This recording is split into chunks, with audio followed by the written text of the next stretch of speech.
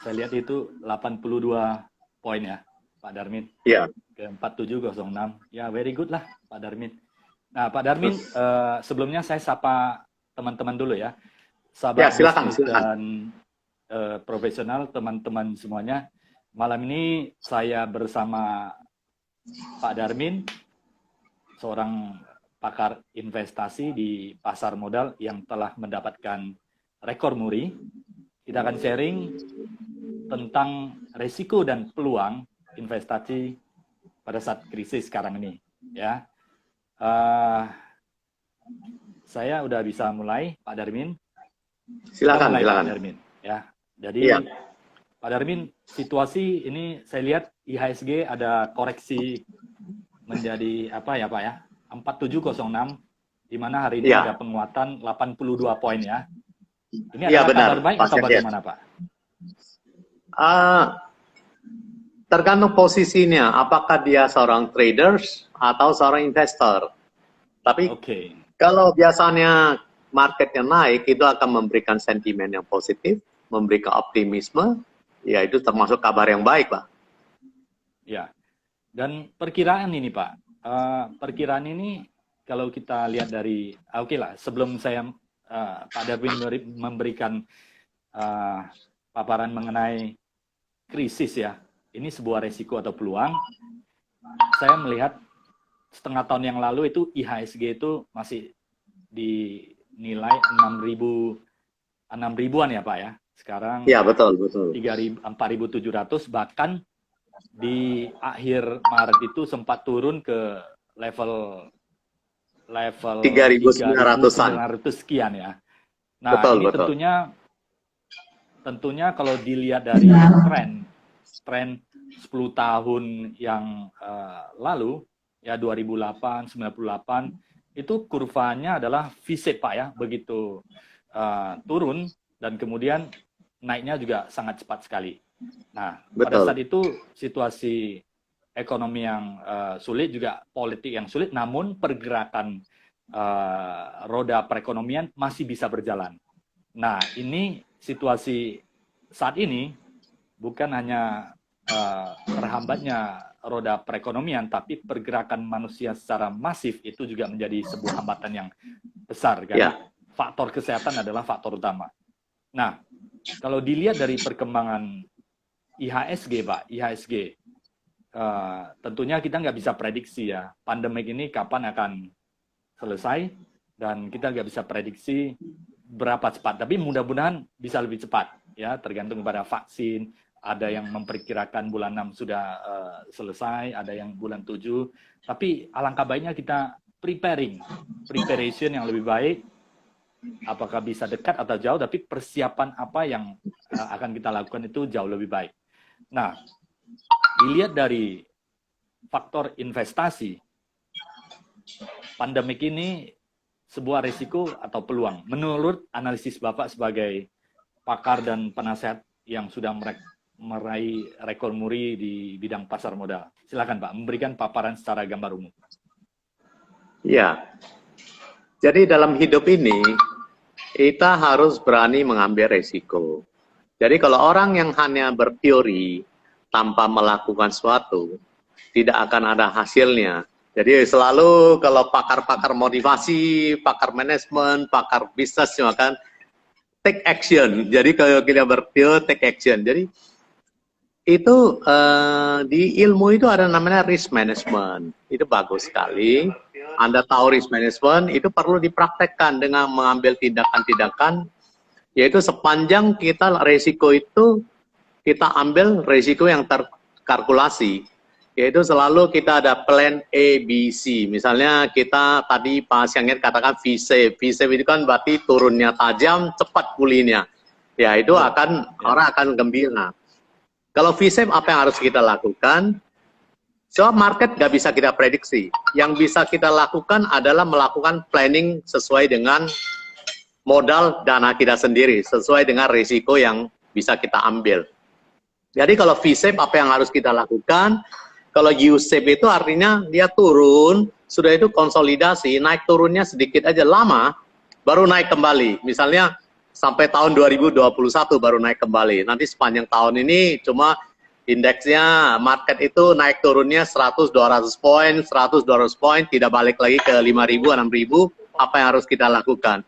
Atau ada yang lebih pesimis, orang yang pesimis, dia mengatakan L-shape, artinya turun, terus konsolidasi lama sekali.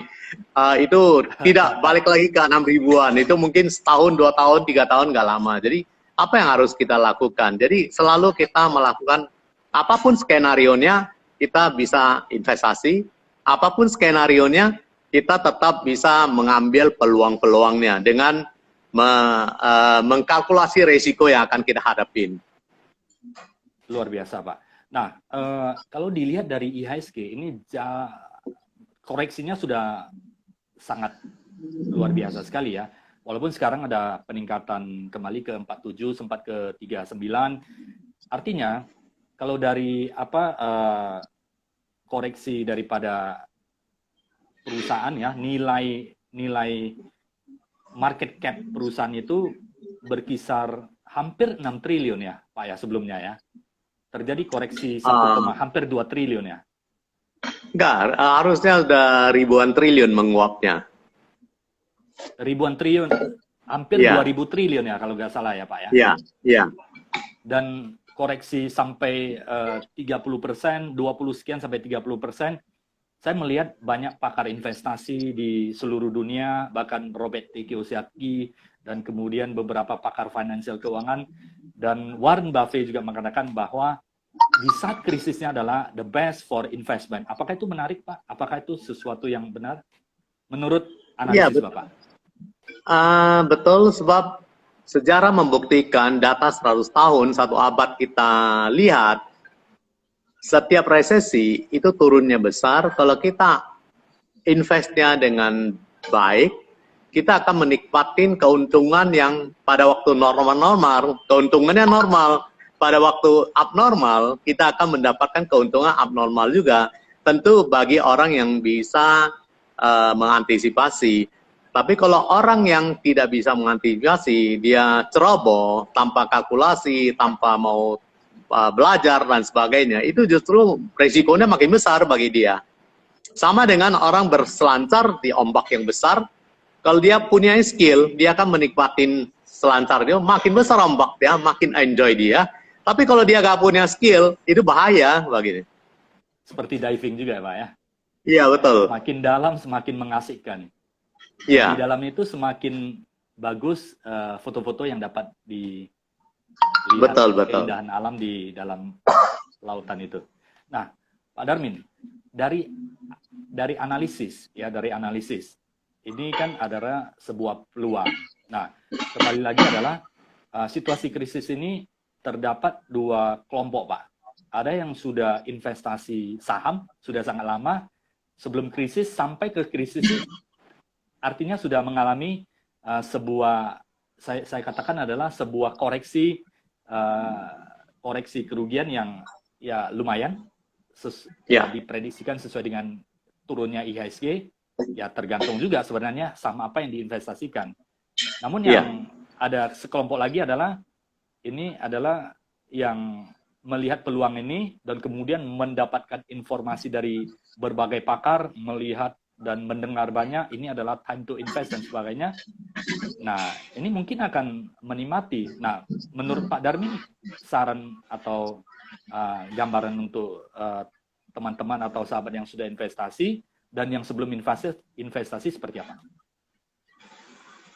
Bagi yang sudah investasi, mungkin kalau dia investnya di indeks yang 6.300-an pada waktu turun ke 3.900-an, dia mungkin sudah ruginya 30% mendekati 40%. Tapi pada waktu saat itu, dia masih mempunyai cash dan masih mempunyai nyali, dia berani invest lagi. Dalam 2 hari, 24 Maret, 26 dan sebagainya, 2 hari itu indeksnya naik hampir 20%, lebih dari 20%. Ada saham yang naiknya 40%, 50%. Jadi kalau dia turunnya 40%, dalam 2 hari itu dia investnya berani, jumlah yang sama aja. Saya itu hanya simple matematik, misalnya 100 dia invest. turun 40% tinggal 60. Ini dia invest lagi 100, ini naik lagi 40%, yang 100 ini kan jadi 140. Yang 60 ini juga naik, ikut naik kan, jadi mungkin 80. Jadi dia masih untung. Jadi intinya adalah di pasar modal itu sama dengan seorang yang berbisnis. Kalau dia tetap mempunyai modal, dia napasnya panjang dan dia berani dengan keberanian take resiko, ambil resiko yang terkalkulasi, dia recovernya akan lebih cepat.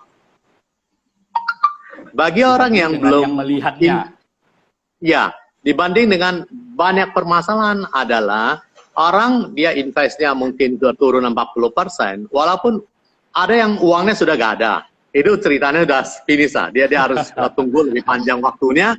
Tapi ada yang masih punya uang, tapi gak punya nyali. Ini harus kombinasi antara uang, modal, dan nyali. Jadi nyali itu juga harus orang baru berani bertindak kalau dia memahamin.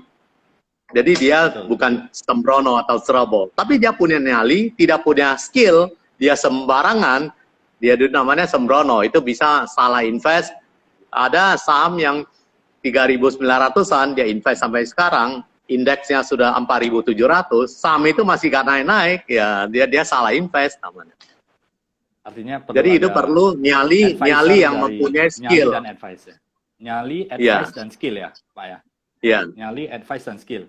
Yang tentunya, kalau itu yang sudah lama, artinya terjadi koreksi atau mungkin terjadi risiko kerugian investasi yang sebelumnya, kalau dia bisa melihat peluang dan kemudian mendapatkan advice dan dia belajar lagi, kemungkinan naik dan akan mengcover kerugian itu mungkin akan teratasi. Nah, itu untuk yang sudah lama investasi di saham. Untuk yang pemula bagaimana Pak? Apakah ini adalah waktunya? Untuk pemula, seperti itu. Karena ini koreksi sudah cukup tajam, beli saham apa saja itu akan naik seperti itu. Saya nggak tahu. Enggak, tidak demikian. Tidak akan semua saham akan naik. Sebab ada saham yang butuh waktu lama untuk bisa pulih, ada saham yang siklusnya mungkin bisa lama. Jadi sekarang sektor yang masih kita optimis, yang naiknya atau kita katakan rebound, membaiknya itu cepat, ada 3 sektor saham, yaitu perbankan, telekomunikasi, dan consumer, 3 sektor itu. Dan di perbankan juga harus investnya di 4 saham bank buku 4 namanya.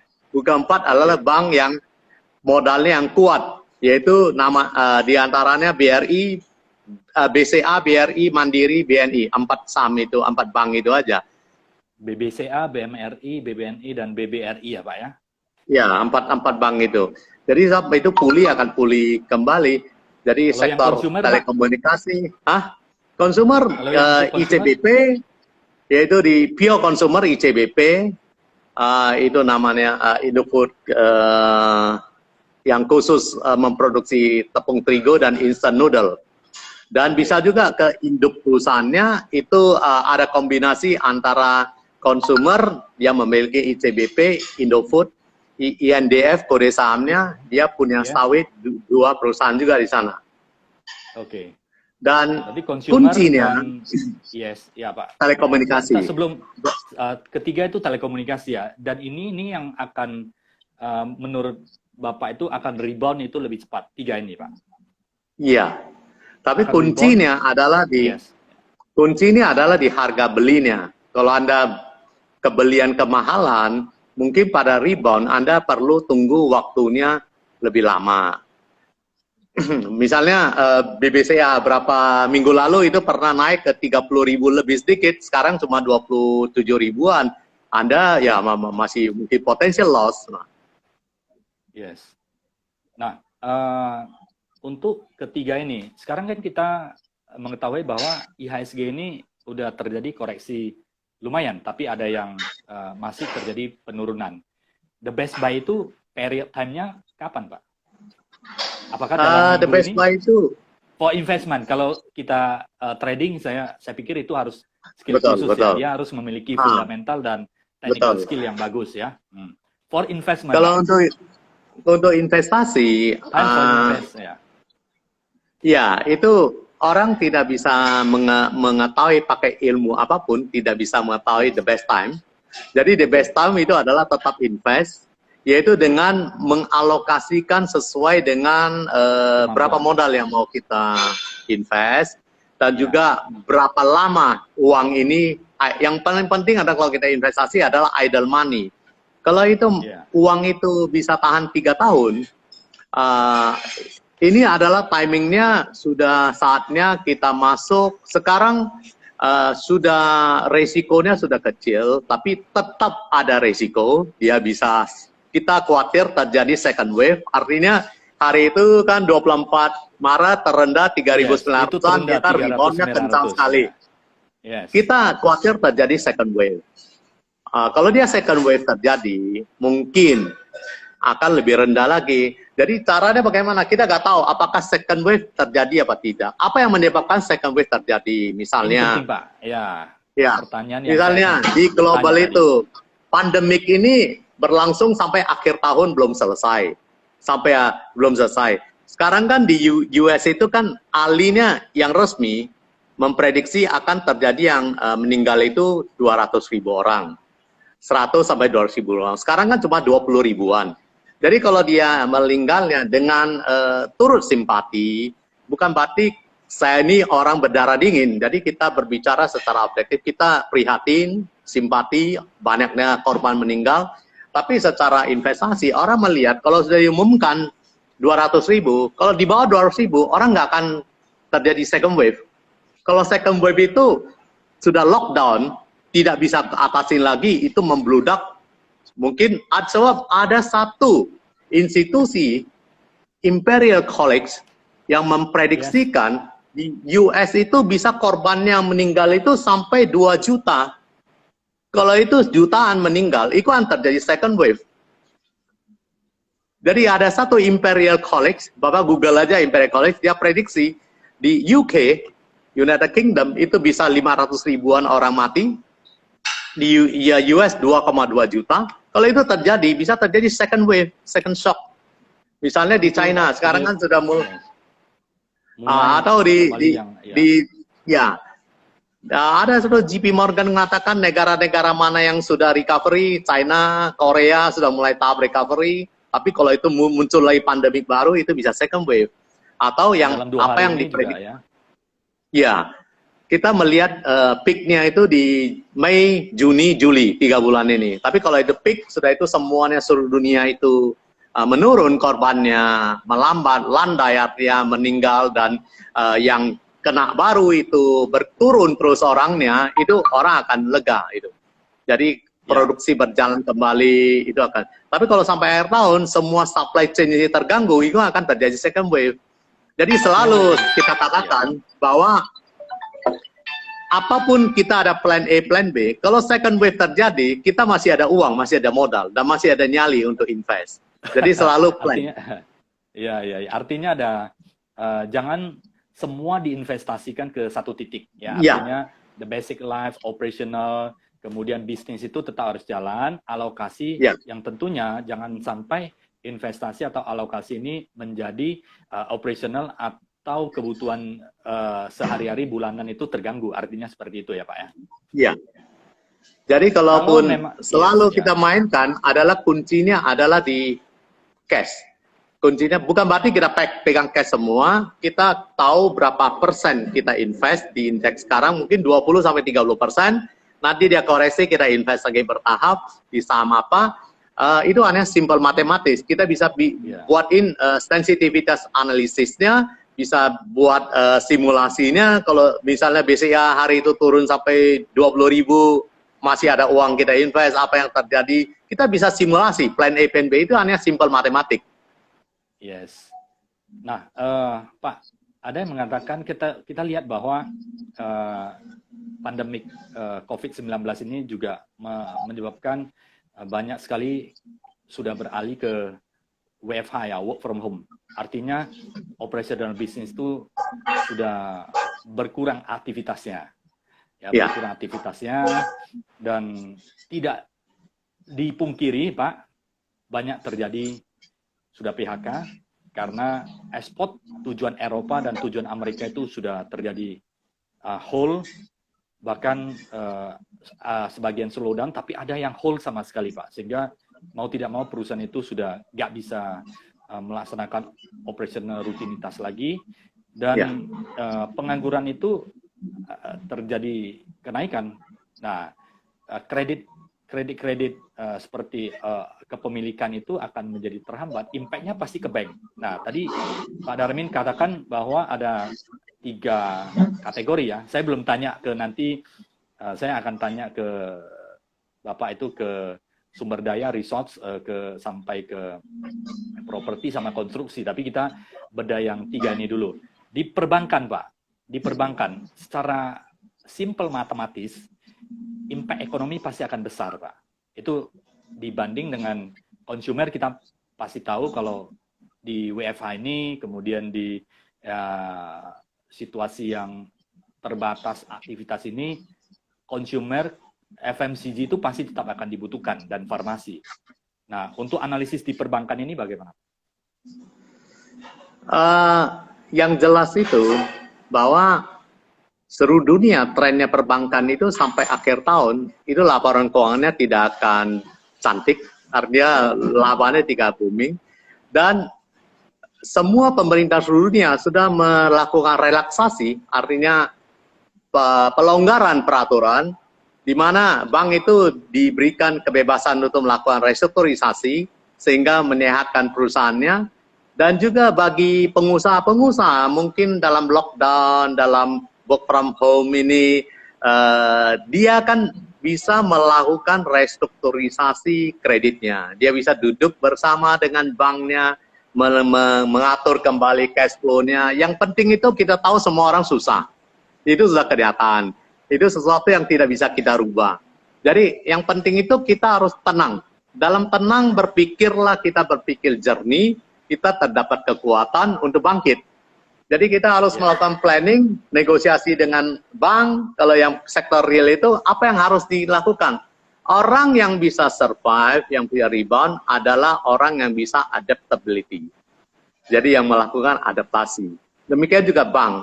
Bank yang jelas kredit macetnya akan banyak, besar, tapi pemerintah melakukan relaksasi peraturan, memberikan banknya untuk kebebasan melakukan restrukturisasi, sehingga tidak menggerogotin labanya dalam pembentukan cadangan besar sekali. Jadi yang mungkin ketentuan normalnya itu kreditnya sudah macet, dia harus menggerogotin labanya turun drastis, dia harus bentuk cadangan kredit macet besar sekali, sekarang nggak perlu. Dia bisa melakukan restrukturisasi, jadi kreditnya masih dianggap lancar, sepanjang bisnisnya masih punya prospek tahun depan itu bisa pulih. Semua orang melihat 2021 akan pulih. Iya, setuju Pak. Saya juga yakin dan percaya di seluruh dunia dan di Indonesia dengan semangat kita pasti akan mengatasi COVID-19 ini sembari menunggu vaksin, dan tetap kita stay healthy, dan tetap kita jaga kebersihan dan keep social dan physical distancing. Nah Pak, saya ingin mendapatkan analisis Bapak. Itu ada statement dari kalau tidak salah itu asosiasi atau semacam pengusaha lah. Kalau di bulan 6 ini tidak recover dan sebagainya, kemungkinan akan lebih situasi, karena secara finansial itu sudah sangat ketahanan financial company itu sudah menurun sekali Pak. Itu menurut tanggapan Bapak, impact-nya terhadap saham ini seperti apa? Kalau perusahaan-perusahaan sekarang, the real capitalist itu dengan adanya COVID ini sudah tidak bisa berjalan sepenuhnya lagi. Jadi kita lihat di negara-negara yang maju besar, itu sudah boleh dikatakan perusahaan yang sudah airlines dan sebagainya minta injeksi modal dari pemerintah. Jadi minta udahlah nasionalis saja ini dan sebagainya. Jadi yang penting itu sekarang, sehingga pemerintah. Jadi sekarang itu peranan pemerintah itu makin besar, ya pemerintah, bank, kalau bank nggak bisa lihat, pemerintah akan turun tangan. Sekarang kan pemerintah sudah memberikan kelonggaran-kelonggaran, memberikan bantuan sosial dan sebagainya, budgetnya diperbesar seluruh dunia, cetak uang. Jadi setelah teori, pemerintah itu nggak bisa bankrupt, dia bisa cetak uang, dia bisa lakukan pinjaman. Jadi kita lihat Indonesia setelah mendapatkan line 60 miliar US dollar dari Amerika, Dengan langsung pandemic bond. rupiahnya menguat kan. Melalui pandemic bond ya Pak ya? Iya, iya. Jadi Melalui pandemi.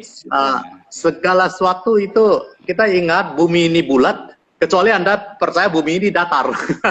Ada juga yang percaya bumi ini datar. Ya, tidak akan goncangnya itu tidak akan terjadi equilibrium. Kayak bumi ini bulat, kalau digoncang akan terjadi equilibrium baru. Jadi keseimbangan baru. Jadi pada waktu krisis, ingat itu akan terjadi orang-orang kaya baru yang bisa memanfaatkan peluangnya. Kalau kita pesimis, kita tidur terus, ya sekarang memang untuk kesehatan ya stay at home. Tapi bukan sleep at home. Jadi sleep itu ada waktunya, 8 jam udah cukup sehat lah. Stay at home. Jadi kita harus redefinisi kehidupan kita, demikian juga bisnis, redefinisi, ya banyak kita nikmatin seperti saya stay at home, jam 9-an, setengah jam olahraga, setengah jam jemuran matahari, ya fisik saya lebih sehat dan sebagainya. Jadi bisa aja suatu saat kita travelingnya, kalau orang-orang kaya itu sudah pakai private jet, dia nggak stay kumpulin orang lain lagi, orang super kaya lah sebetulnya. Tapi kalau kita mungkin nanti setengah APD lah kita pakai dia itu seperti astronot kita travelingnya itu. Nanti sampai sana buang itu, jadi cost of traveling itu makin mahal dan sebagainya. Kita lihat di China.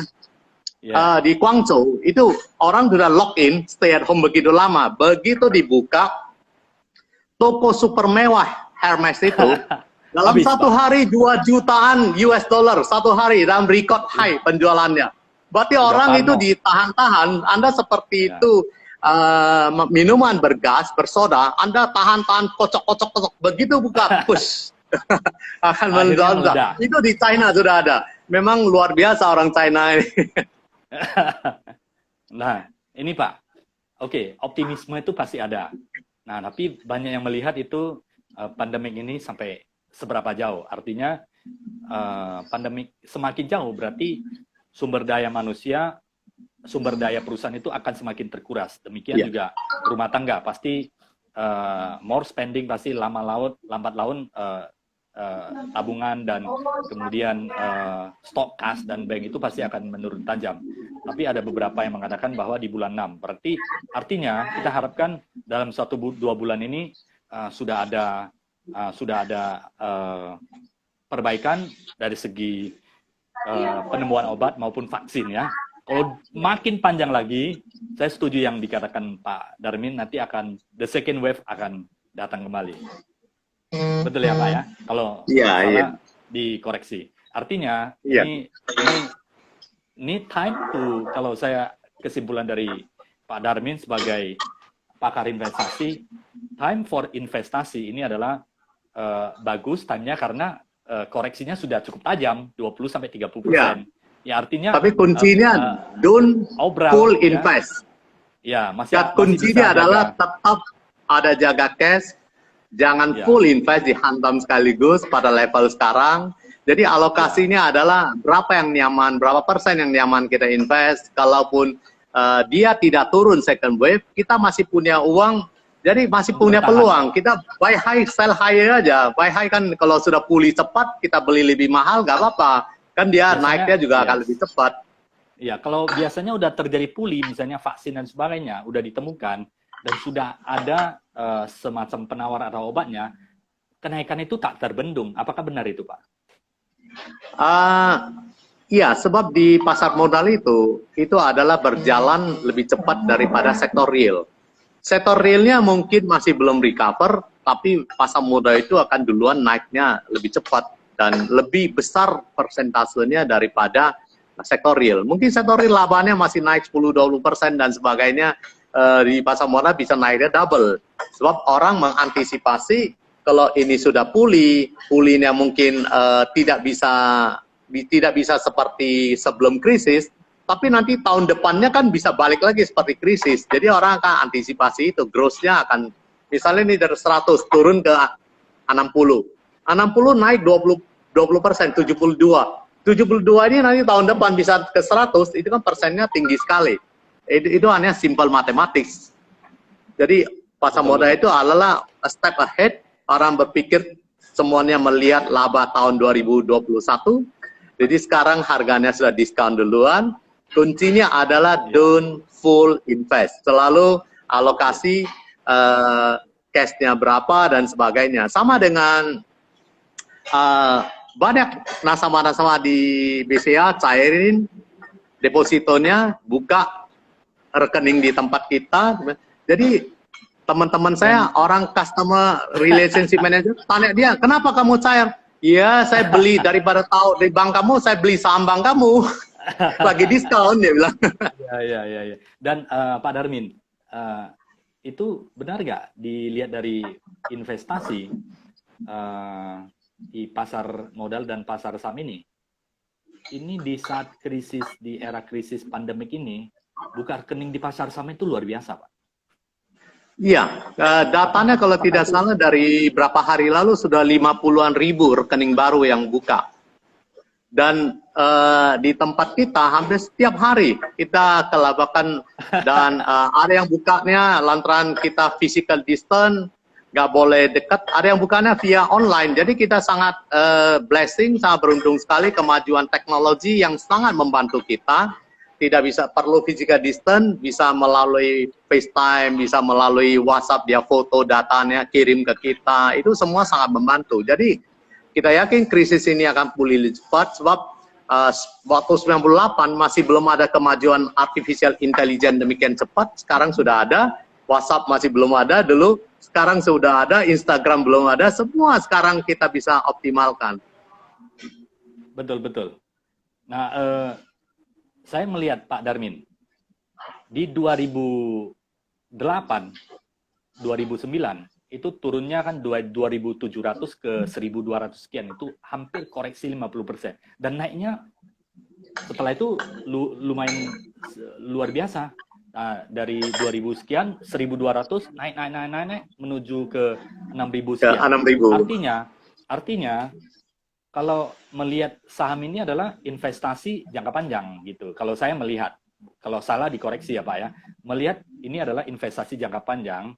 Beli adalah untuk kita melihat the future-nya jangka panjang. Karena nggak mungkin kalau saham itu turun artinya dunia itu udah bangkrut seperti itu. Banyak perusahaan yang di manajemen dengan baik, dia akan naik kembali. Cuman masalahnya adalah berapa banyak, berapa lama waktu untuk recovery-nya seperti itu. Nah, Pak Darmin, kita belum bahas ada 3 sektor lagi, Pak, yang paling utama. Kan 3 sudah dibahas, perbankan, ya walaupun perbankan ini ada banyak yang sudah terjadi relaksasi, ya kita artinya mau investasi juga harus memperhatikan kekuatan kita. Saatnya saham semua adalah overall karena terkoreksi sangat tajam sekali, namun kekuatan finansial harus mendukung, jangan semua di saham tapi di kehidupan sehari-hari, di operasional perusahaan jadi terlambat juga menjadi tidak benar alokasinya ya Pak Darmin ya. Nah, 3 saham berikutnya Pak, 3 kategori. Di properti, di construction, sama di energi Pak. Bagaimana Bapak melihat? Kalau di properti itu masih butuh waktu untuk pulihnya. Sebab dengan lockdown dan sebagainya, memang kalau ada yang teman-teman kita bermain di properti, bahwa sekarang saatnya beli di sektor propertinya. Tapi kalau untuk sahamnya di properti itu kita harus hindarin perusahaan-perusahaan properti yang punya hutang valuta asing. Sebab dia jual propertinya kan rupiah. Ada beberapa yang punya hutang valuta asing. Jadi secara rasanya sudah mempunyai beban yang berat daripada rugi kursnya. Jadi ada beberapa properti yang bagus, tapi itu bukan saat ini. Bukan kita masih belum lihat saham properti itu untuk investnya saat ini. Masih lebih tertarik 3 sektor yang saya katakan tadi. Perbankan, telekomunikasi, semua orang work from home, data itu pemakaiannya akan cepat sekali, dan consumer goods. Ya, digitalization juga berkembang sangat pesat. Nah, properti, tapi kan ada yang mengatakan, oke, artinya Pak Darmin, kita mau investasi di pasar, misalnya katakanlah properti, masih boleh. Tetapi harus dilihat, hutang luar negeri dalam bentuk USD itu harus diperhatikan. Itu tentunya melihat ini harus analisis secara fundamental ya Pak ya? melihat pembukuan, Iya, laba betul. rugi, dan Iya, sebagainya. Teknikal itu nggak bisa melihat terlalu jauh ya? iya. Jadi kalau Anda nasabah di Pani Sekuritas, kita bisa mensuplai datanya semua, mana-mana yang punya risiko rugi forex, mana-mana yang besar, mana-mana yang risikonya kecil, mana yang Iya, ya. debt equity-nya bagus, sehat, kita bisa berikan data-datanya semua.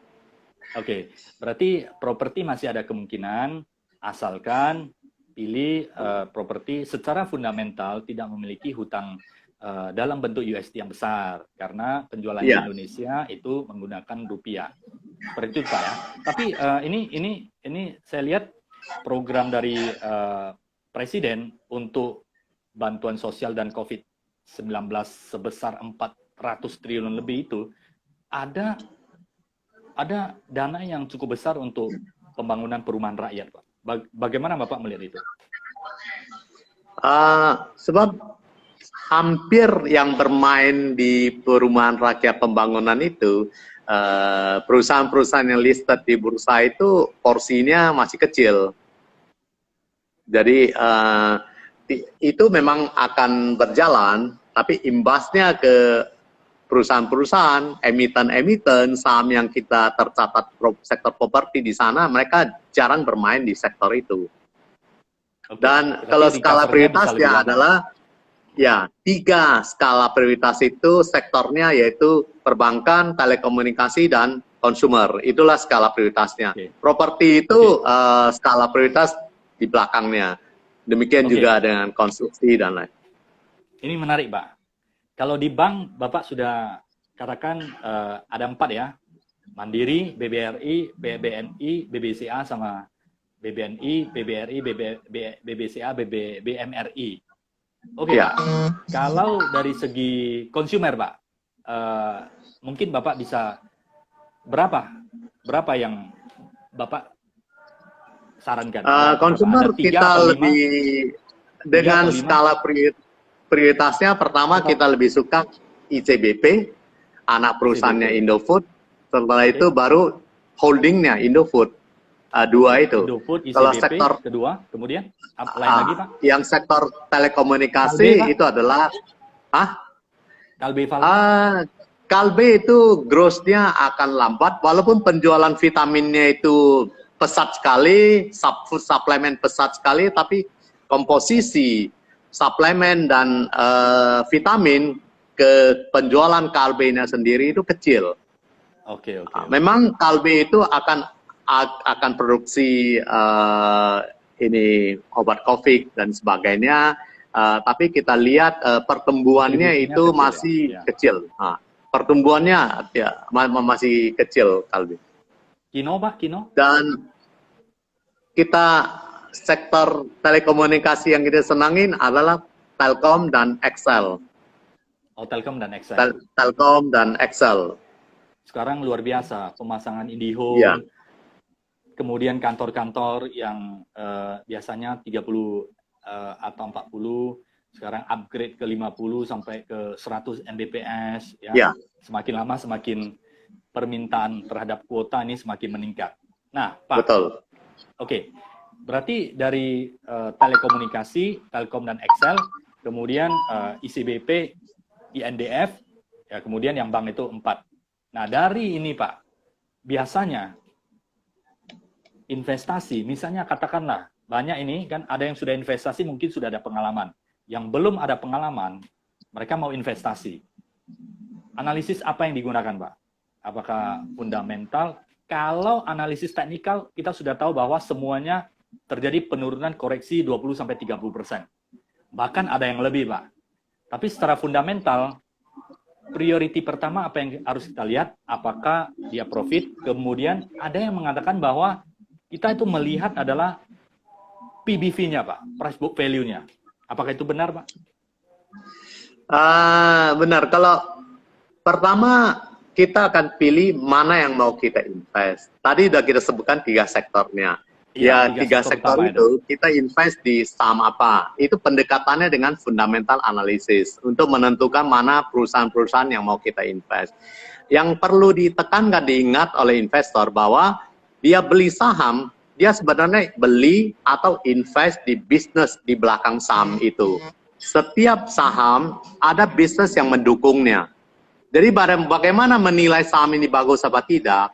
Jadi kalau investor tidak mengerti bisnis modelnya, dia bisa minta perusahaan sekuritas di mana tempat dia menjadi investor atau nasabah. Kita mempunyai tim research yang ahli memberikan rekomendasi, memberikan saran-saran kepada dia saham apa yang bagus. Tadi sudah saya sebutkan sektor dan saham itu adalah pendekatannya fundamental.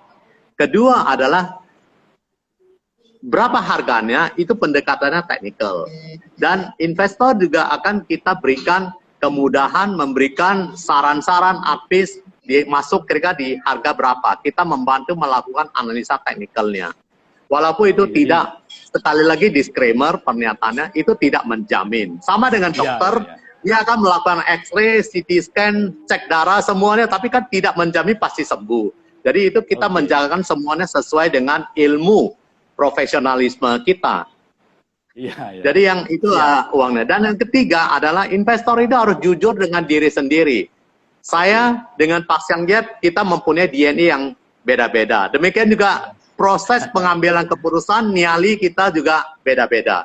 Jadi jadi kalau bagi saya sudah Alik, dia turun 20%, 30%. Saya sering salah, jadi saya harus jujur, saya sering salah. Tapi dia turun 20%, ya ada saham yang saya tidak mau cut loss, saya masih enak-enak tidur, saya masih ketawa-tawa, saya masih senang, dia turun lebih banyak, saya masih punya uang untuk beli di bawah lagi.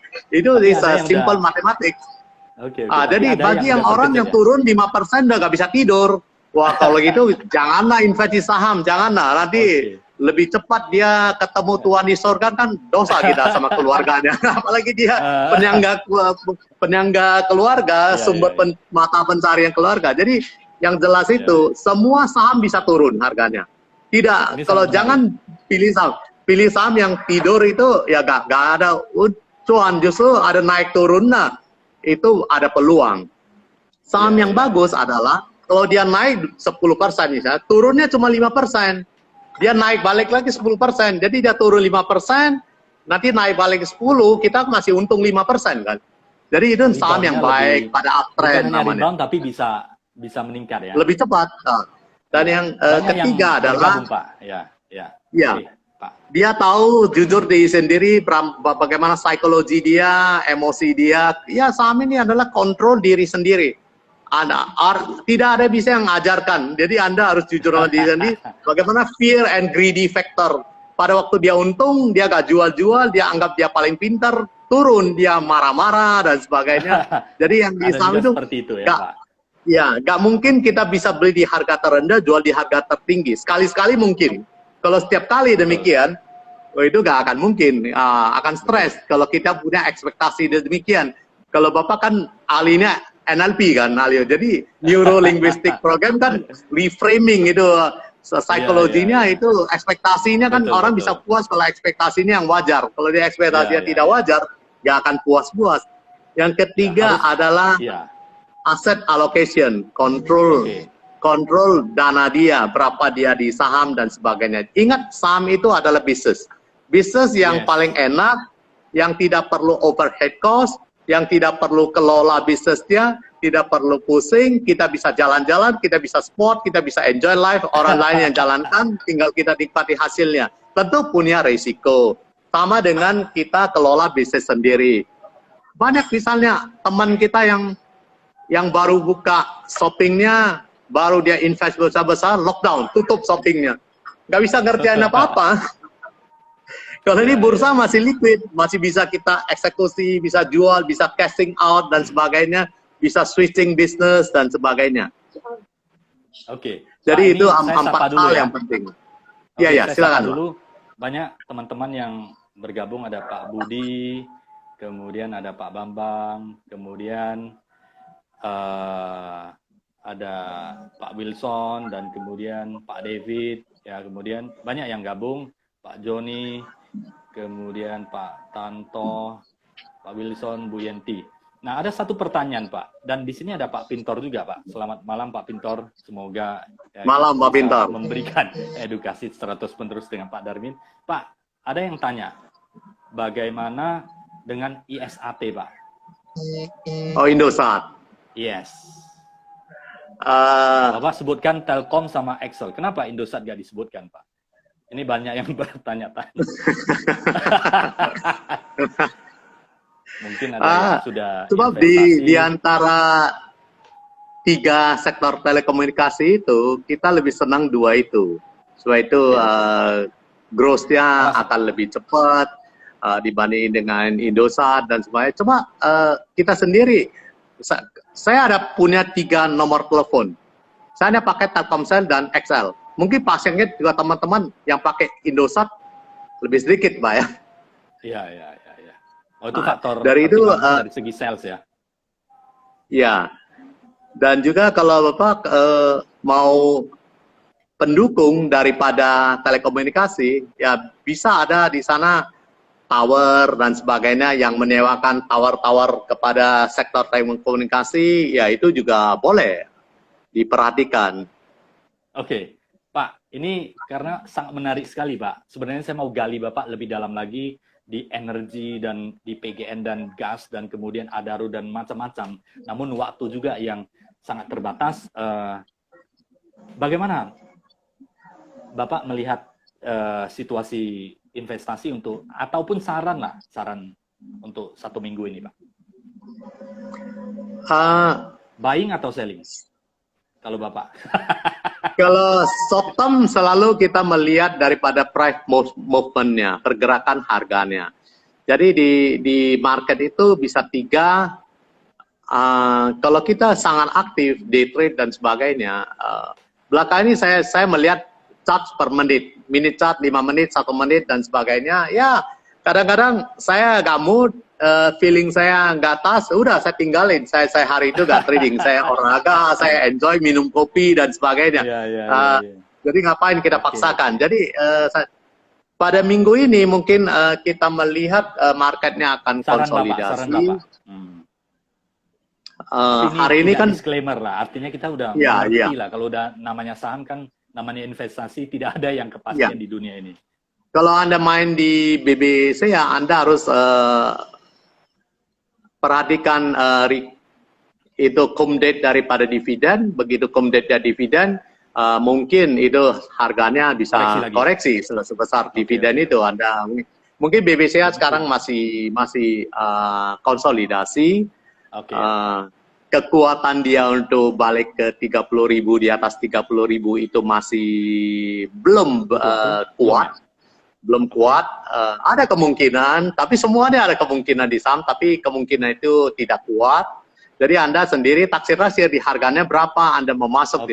Tapi kalau dia nanti kalau turunnya di bawah 27.000, di bawah 26.300, dia mungkin ada potensi ke 25.000.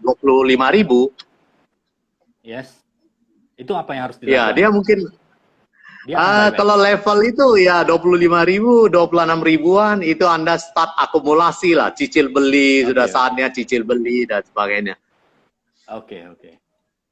Yang lain Pak, bagaimana dengan sektor apa itu di BBCA kemungkinan yang di minggu ini BBCA kemudian apalagi Pak yang ada potensi beli maupun jual? Beli untuk yang investasi. Kalau untuk yang senangnya pergerakannya cepat, itu bisa di Excel, itu sangat cepat sekali, dia turunnya 1 hari, kadang-kadang dari low ke high dalam 1 hari, pada waktu dia aktif bisa 5-10%, sepanjang Anda punya skill, Anda bisa tangkap itu mungkin di tengah-tengah. Ya saya pernah waktu itu di Excel 2 kali mainnya cuma 15 menit selesai, settle position ya lumayan juga, cukup untuk makan siang, minum kopi dan makan enak lah. Tapi 2 hari setelah itu di 2.200 dan sebagainya ya sudah saya nggak lihat lagi. Oke Pak, ini ada satu pertanyaan dari Pak Wilson. Pak, BTPS bagaimana Pak? BTPS, saya harus lihat chartnya. Ada BTPS sendiri, saya tidak begitu perhatikan. Saya tidak begitu perhatikan. Di 680-an, mungkin 690 saham, yang saya kuasai paling-paling 50 saham. Saya tidak Oke. kuasai semuanya.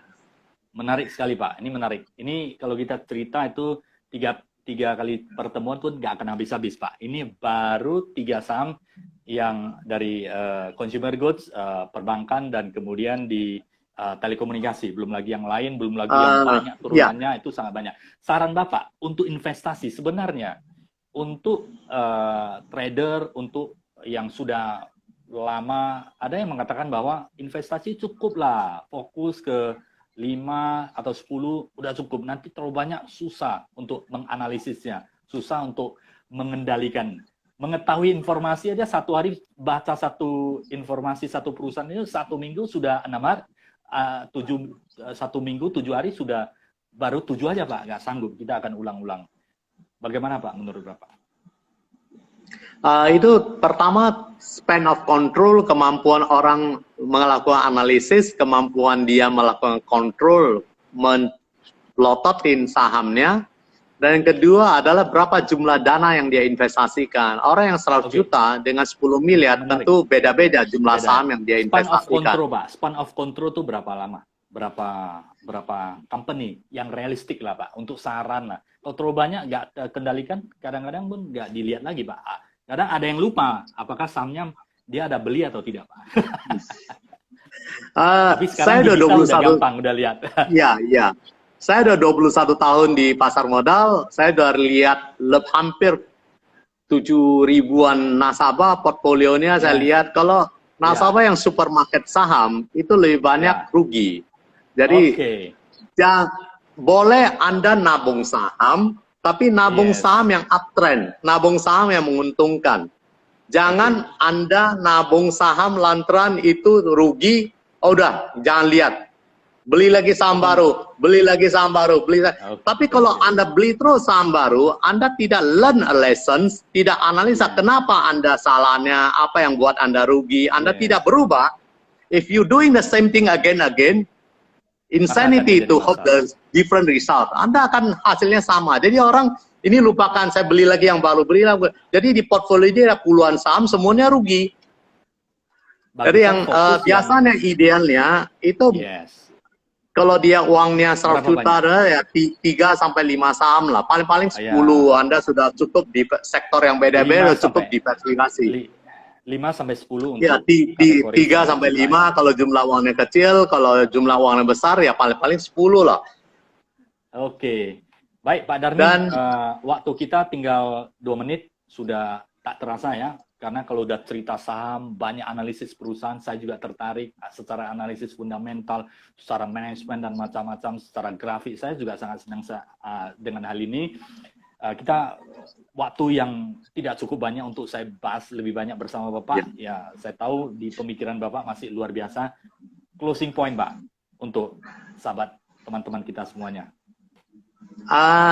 Kita sebagai penasihat investasi, kita di bidang sekuritas, kita adalah satu kapal bersama-sama dengan investor. Kita mau investor itu tambah kaya, kita mau investor itu cuan, sehingga kita bekerja keras, sebab kita tahu investor itu ahli di bidang mencari uang, ahli di bidang bisnisnya masing-masing, ahli di bidang profesinya masing-masing, tapi keahlian kita adalah mengembangkan kekayaan Anda. Anda fokus di bidang Anda, serahkan uangnya, invest tempat kita. Saya lihat tadi Pak Wilson dan sebagainya, ada tanya mengenai BTPS, belum saya jawab. Kalau Anda nasabah PNI Sekuritas, apapun saham yang Anda tanya, walaupun tidak sempat kita jawab di sini, silakan WhatsApp marketing Anda, silakan WhatsApp saya, kita akan carikan riset fundamentalnya, kita akan buatkan analisa teknikalnya sebagai masukan. Sebab bisnis kita baru maju, kita baru berkembang kalau investornya maju, investornya cuan. Kalau investornya rugi semua, bisnis kita juga mati. Jadi kita dalam satu kapal yang sama. Dan bisnis kita katakan adalah bisnis yang mengutip kecil-kecilan. Investornya cuan berpuluh-puluh persen, kita cuma fee-nya 0,2% aja kita ambil. 0,2% itu ada PPN-nya, ada bursa fee-nya, ada Pak Pintor yang harus kita bayar, Bursa Efek Indonesia, ada POJK, bagi-bagi. Ada brokernya untuk bisa hidupkan keluarganya dan sebagainya. Ada tim riset yang bekerja, jadi. Baik Pak Darmin. Baik Pak Darmin, waktu kita sudah mendekati 1 jam, sudah nanti akan auto stop karena waktu Instagram tetap live itu 1 jam.